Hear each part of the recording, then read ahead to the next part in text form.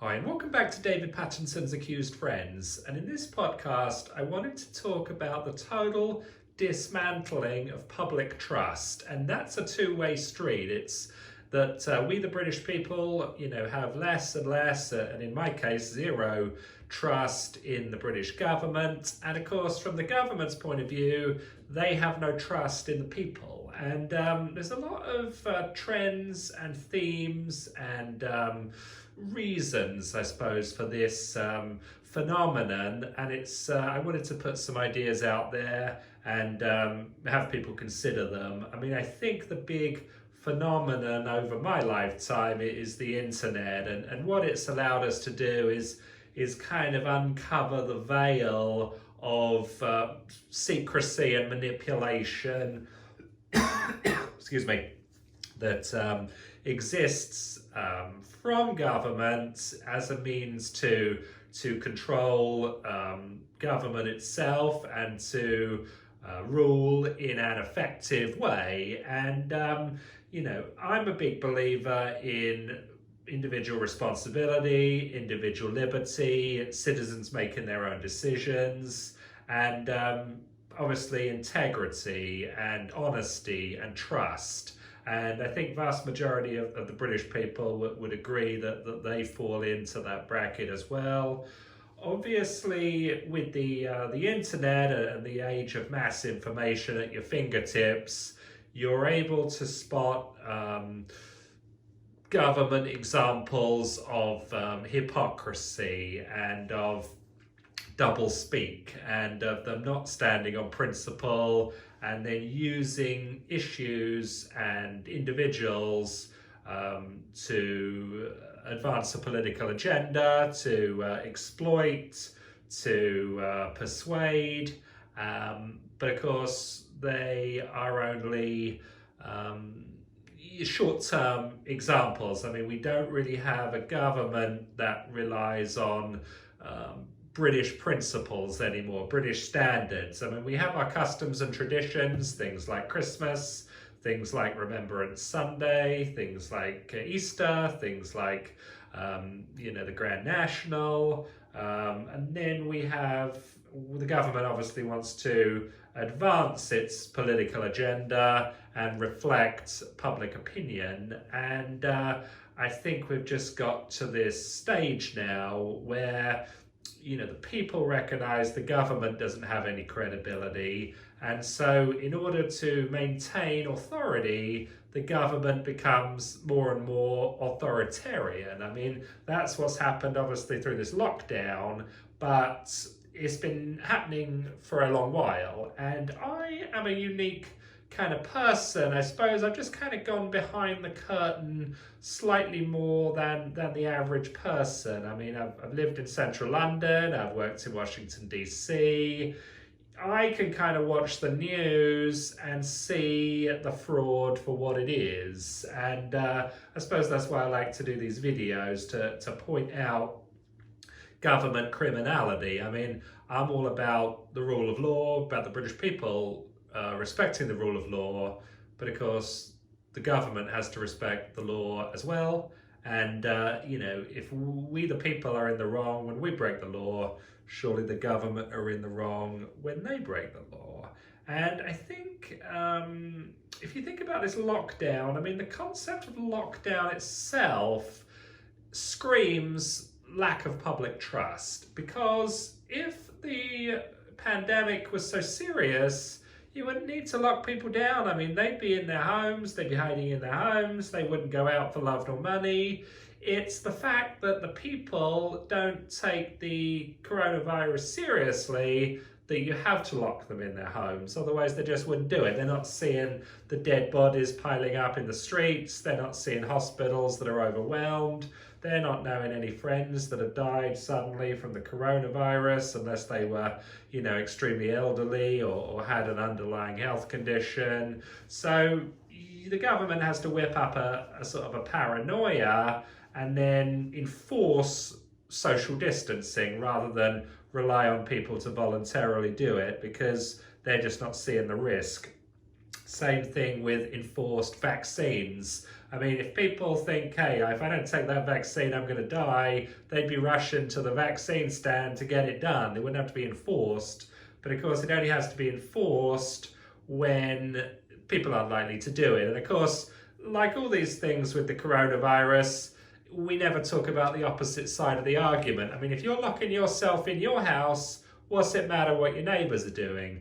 If someone's getting a vaccine, whether it's compulsory or non-compulsory, what's it matter about you? They've got the vaccine, they're not going to die. If you haven't got a vaccine, that's your loss, right? You could die, doesn't matter about the vaccinated person. But of course, we've got to make it compulsory as a form of government authoritarianism. It's not about you, the beneficiary, it's about the credibility of the government. Same thing on these face masks. I mean, when the pandemic started, it was all about, hey, you don't need to wear a face mask, they don't make much difference, just sort of stay in your home. Now it's, you don't wear a face mask, it's a £10,000 fine, you could be arrested, you could be named and shamed in the news.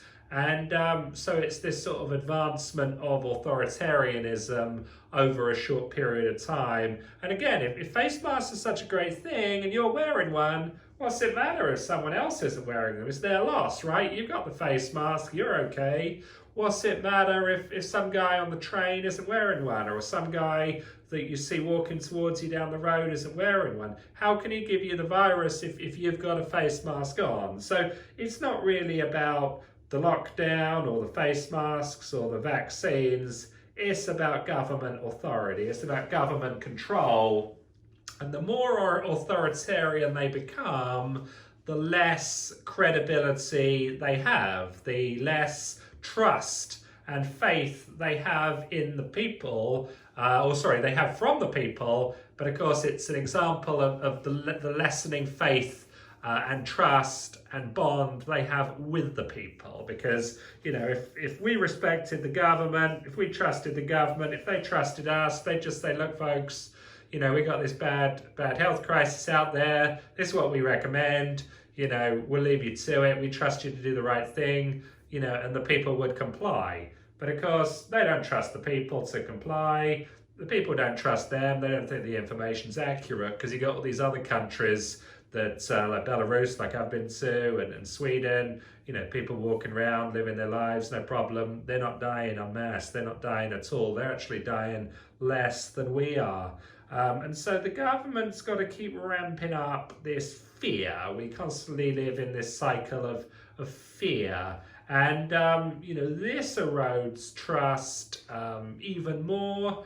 And just reflecting back on the US presidential election, I've done a couple of videos on this, and I don't want to get too bogged down with it now. But one thing you'll have seen in the news from the election is about the polls. David, the polls got it wrong again.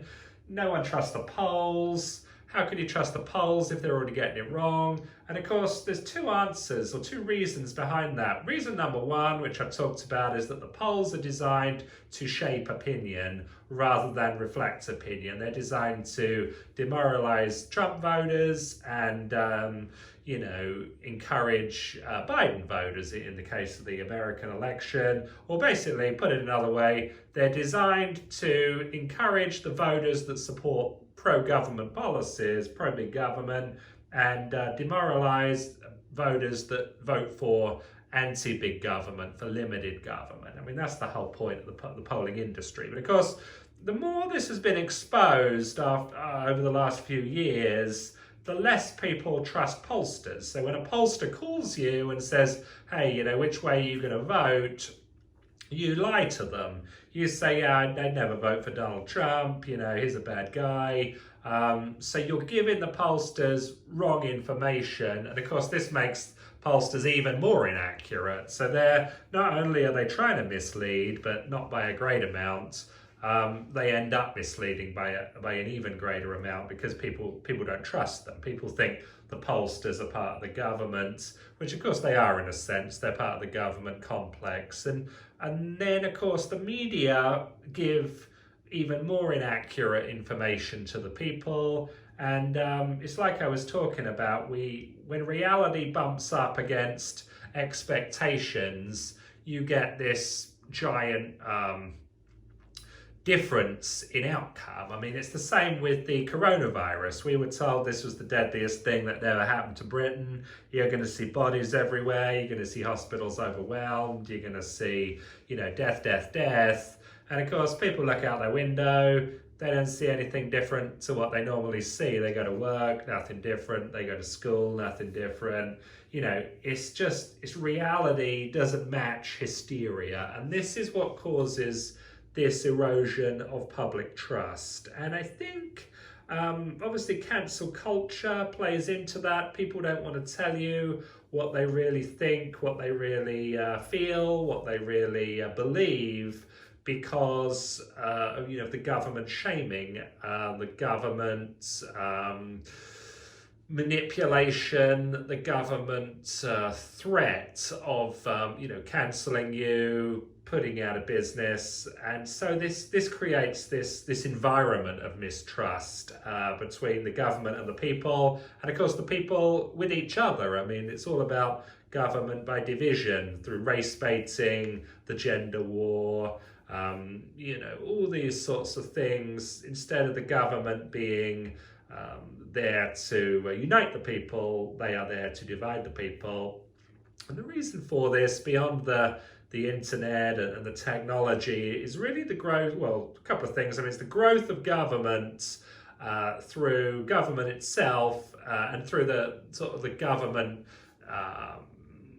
the sort of outer ring of government, which I would class as media and government contracts. And so the bigger this group of people become, academia, of course, they have the greater and greater power over the people, and instead of being servants of the people become servants of them.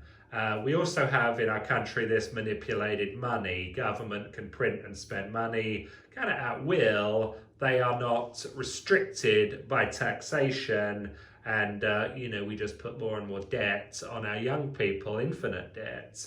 And of course, no one has a problem with it. Government don't have a problem with it. Young people, if they're younger than 18 years old, they can't vote or speak out against it. They're too young to understand what's going on.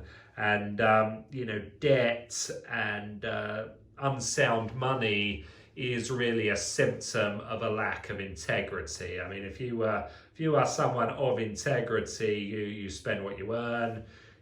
You have money for a rainy day, you have money in savings, you are not massively indebted, living beyond your means, constantly promising to pay people back who have lent money to you, when you get to a point where you can't possibly do it. So, everyone is kind of lying to each other. The British people, they don't trust the government, they don't want to tell anyone what they really think. The government wants to maintain authority. They realise that the British people don't trust them, so they try to stoke up more and more fear in order to gain compliance. And I think we're in this kind of almost vicious cycle now of endless lockdown, more and more tyranny, less and less public trust, and it can't really be broken without some sort of big event. The Conservatives will probably try a small event, like trying to remove Boris Johnson, replace him with someone else to stay in power. But of course, it's just bandaging over a major wound, a gushing wound, and you got to fix the wound. And the wound is, I suppose it's this lack of public trust. It's the violation of British civil liberties, and it's the lack of criminal consequences for those that violate our rights, for those that put us into permanent debt, and the laws that prevent people expressing their true wishes. And so many examples of it. Across society, across media, And it's a very, very sad state of affairs. So I think there is a lot to explore just under this banner of the dismantling of public trust. I think it's going to get worse. And, I think everyone needs to sort of be aware of it, speak out against it, and let's get back to a society based on honesty, based on integrity, based on trust, and realize that all these things are a two-way street, between us and the government. And, it's time, obviously, to replace the government, shrink the government, and get back to elected officials who are members of the public rather than members of the permanent political class. So I hope you like this video. Please subscribe to the channel if you do, and we'll look forward to talking with you soon.